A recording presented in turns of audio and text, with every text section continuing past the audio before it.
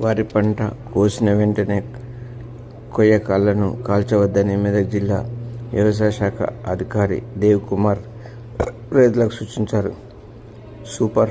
Single super phosphate వేసి దుక్కి దున్నితే పొలానికి బలమిస్తుందన్నారు. ఒకవేళ పంట కాల్చిన భూసారం తగ్గి వాయు కాలుష్యం వస్తుందని ఆయన వెల్లడించారు. రైతు ఈ సూచనను పాటించాలని కోరారు. జిల్లా వ్యవసాయ అధికారి దేవ్ కుమార్ బుధవారం మధ్యాహ్నం 3 గంటలకు విలేకరులతో మాట్లాడుతూ వివరాలు ఏం చేస్తారు అంటే దాన్ని కాల్ చేస్తారు. కానీ రైతు సోదరులు అందరికీ ఒక విజ్ఞప్తి ఏంటంటే ఆ కొయ్యకాలు అనేది కాల్చకుండా దానిని మొదల వరకు కోసేసి అట్లయితే దాన్ని పశువుల మేతగా కూడా వాడుకోవచ్చు. అది ఒక ఉపయోగం. అట్లాగే దీనివల్ల నష్టం ఏంటి అనేది మీకు వివరిస్తాను. అయితే కొయ్యకాలని కాల్చేసినందువల్ల ముఖ్యంగా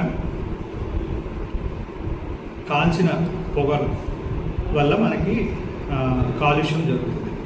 ఎందుకంటే ఆ పొగ అంటే మనం కాల్చేసిన వెంటనే 3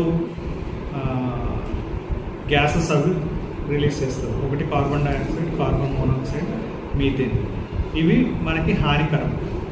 అంటే మీరు మామూలుగా ఇంతకుముందు పేపర్లో కూడా వినుంటారు. అదేంటి అని అంటే హర్యానాలో ఇలాగ పంజాబ్ రైతులు మనకి ఆ కొయ్యకాలని కోసేసినప్పుడు ఏం జరుగుతుంది అని అంటే కాలుష్యం పెరిగి పొగ మంచులాగా ఫామ్ అయ్యి మనం వార్తల్లో కూడా చూస్తుంటాం కదా. సో అట్లాగే దానివల్ల మనకి పొగ మంచు ఫామ్ అయ్యి అంటే చలికాలంలో మనకి వెహికల్స్ రాకపోకలకు కూడా అంతరాయం కలుగుతుంది. సో ఇది మనకి కాలుష్యానికి తోడ్పడుతుంది అనమాట. అయితే ఈ కాలుష్యాన్ని తగ్గించాలి అని అన్నప్పుడు మనము కంపల్సరీ దాన్ని కాలకుండా ఉండాలి. అదే కాకుండా ఇంకొక నష్టం కూడా జరుగుతుంది. ఇప్పుడు కొయ్యకాలు కాల్చేసినందువల్ల అంటే పంట పొలాల్లో మనకి 2 రకాలైన పురుగులు ఉంటాయి. నష్టం చేసే పురుగులు ఉంటాయి, అట్లాగా హాని చేసే పురుగులు ఉంటాయి. అవి 2 కూడా చచ్చిపోతాయి. ఉదాహరణకి మనకి భూమిలో ఉన్న ఎర్రలు చచ్చిపోతాయి.